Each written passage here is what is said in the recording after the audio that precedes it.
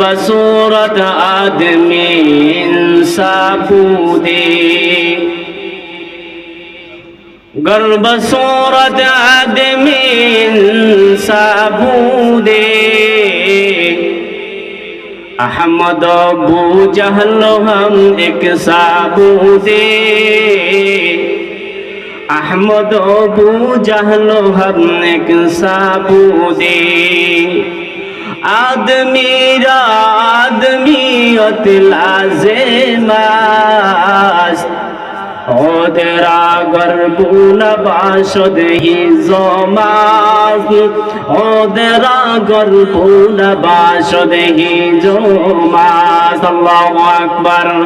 আমার দোস্ত আহবাব, যে আত্মার মধ্যে কোরআন নাই, যে আত্মার মধ্যে ইসলামের আলো নাই, যে আত্মার মধ্যে ঈমানের আলো নাই, যে আত্মার মধ্যে মাওলার সাথে কানেকশন নাই, যে আত্মার মধ্যে মদিনা সাথে কানেকশন নাই, এ আমার দোস্ত, সে যত বড়ই শিক্ষিত হোক না কেন, সে যত বড়ই পণ্ডিত মশাই হোক না কেন, সে যত বড়ই মহাজ্ঞানী হোক না কেন, এমন পণ্ডিত মশাইকে মূর্খ পণ্ডিত বলা হয়, এমন শিক্ষিতকে মূর্খ শিক্ষিত বলা হয়। জোরে বলেন ঠিক কিনা? তাহলে আত্মা বড় দামি। আত্মা কি? আত্মা বড় দামি। এই আত্মা যদি নষ্ট হয়ে যায়, মানুষ কি করতে পারে? এই আমার দোস্ত, আমি ছোট্ট একখানা হাদিস শোনাবো। আত্মা যদি নষ্ট হয়ে যায়, আত্মা যদি বিকল হয়ে যায়, মানুষ কি করতে পারে? মানুষের দ্বারা কি না করা সম্ভব?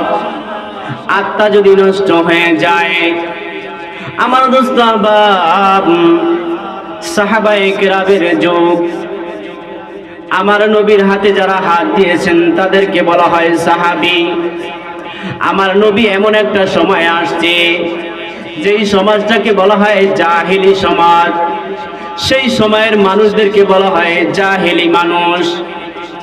জাহিলি মানুষের মধ্যে আবু বকর একজন, জাহিলি মানুষের মধ্যে ওমর একজন, জাহিলি মানুষের মধ্যে আবু সুফিয়ান একজন, জাহিলি মানুষের মধ্যে ৬ লক্ষ সাহাবায়ে কেরাম।